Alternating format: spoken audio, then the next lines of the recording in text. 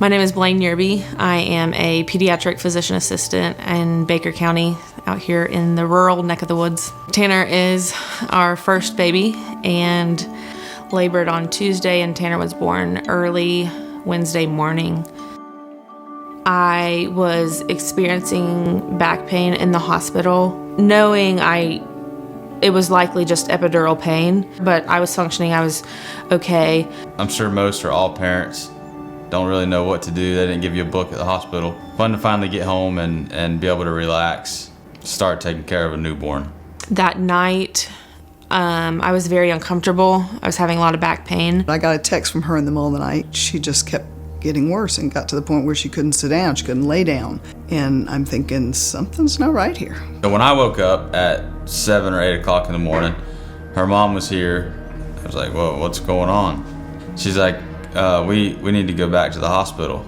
My OBGYN came and saw me, and she recognized that the pain I was in, it was not normal. At one point she texted and said, this is getting a little scary. And she said, I'm not sure if I'm losing feeling.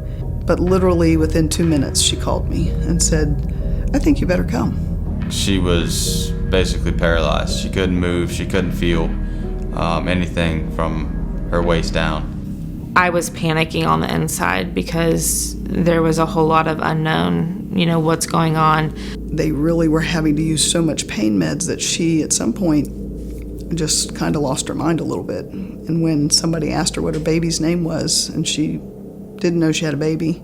The hardest part for me was when I had been by her side for so long and she couldn't remember who I was. And this is gonna be the hard part.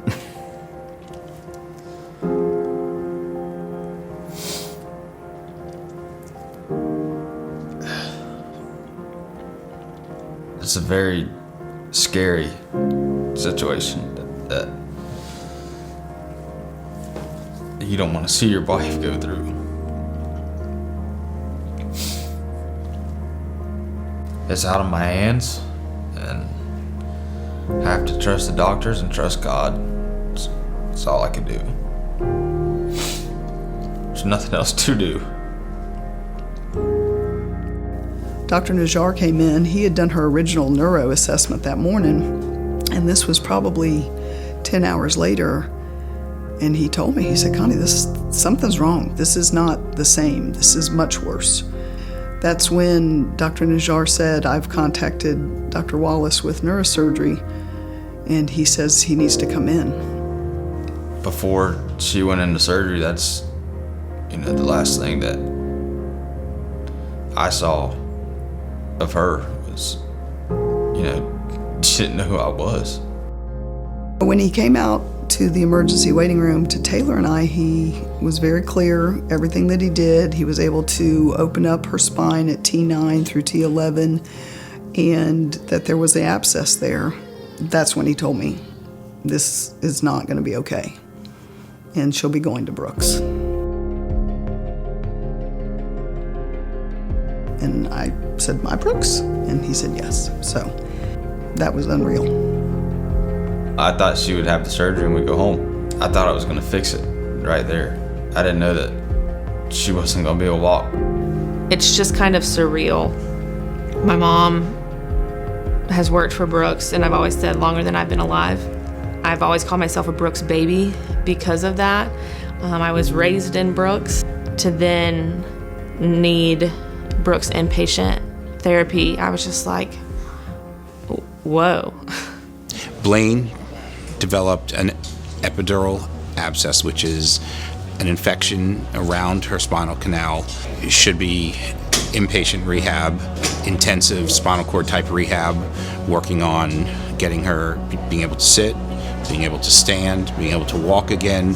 In this case, we had to help her learn how to hold her baby again, how to feed her baby. I was in Brooks Rehab Inpatient Hospital for 4 weeks. My goal was to be as independent with the baby as possible. At the beginning of the 4 weeks, I could hold him from a bed, and that was the extent of it. I had the faith that this is going to get better. To see a mom have this type of problem develop right after a baby, isn't almost not fair. It's terrible. But to know and see her toes moving, signaled to me that she was going to be okay, that we were going to get her to the point where she could take care of the child. She had only been in a day or so when it dawned on me, looking at my calendar, that my 30th anniversary for Brooks reception was going to be down in the very lobby of the hospital that my daughter was paralyzed in. And that really took me a bit to get over. My youngest daughter took her lunch hour and went up to Blayne's room and brought her down in her wheelchair. That made the day.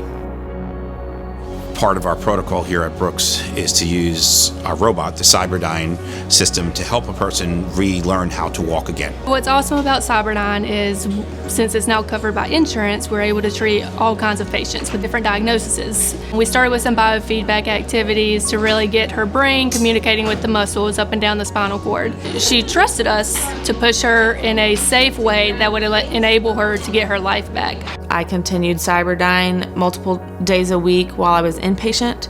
Once I started outpatient, I did Cyberdyne every day. I wanted this to work.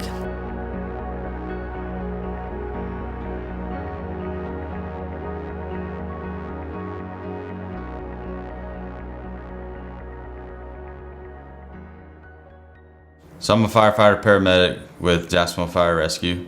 I got 6 weeks right off the bat from the day that Tanner was born.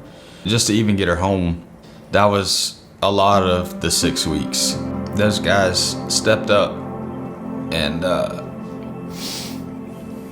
they picked up 6 more weeks of days, so I didn't have to come to work.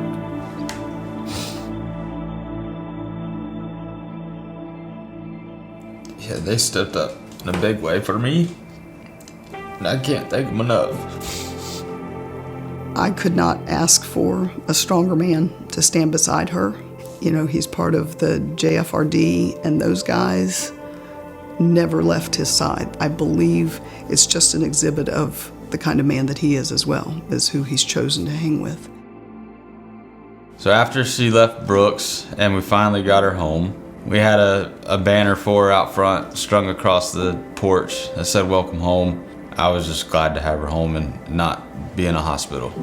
Once I was home, though, I still went to therapy at the NRC. I did an hour of Cyberdyne, I did an hour with Bob, and I did an hour of independent program. On one Monday, Bob got me to stand up. I was like, I'm gonna go home and I'm gonna show Taylor my new trick. She was in her wheelchair and she stood up at the stove for the first time by herself and lifted her arms up and was just standing there, not holding on to anything. I guess it was December 24th she came to my house and came walking in my door, walking with a rolling walker. That couldn't have been a better Christmas present ever. We were shocked. It seemed like once we got her to Brooks, it was every day. It seemed like there was something new. Blayne has always been tough, and there's just so many examples through her life of things that she's put up with and just gotten up and moved on. A lot of progress was made, and it's quite miraculous to see from where I started to where I'm at. And then I always reference, how far along are you in recovery? And I'm able to reference however old my child is, because that's when this all started. I'm so happy that she let me take care of her, and happy for our therapy department and everyone who put in their effort to help her gain where she is today, which is amazing. Getting her back to doing what a new mom's supposed to be doing. So to me, that makes me feel good. The CNAs, the nurses, the therapists, all the doctors, they wanted to see her get up and walk just as much as we did, and they didn't even know us. I've told people over these past months that I've worked here so long and I've always been such a fan of Brooks, and it's such an easy thing to talk about. But standing on this side of it, there's no words to express how much I just appreciate, how much I'm grateful for this to have happened to my daughter. And we had all of this available for her. means the world. I am completely independent. I am back at work full time, and I will continue to send patients and refer patients to Brooks because I know they will receive the best care.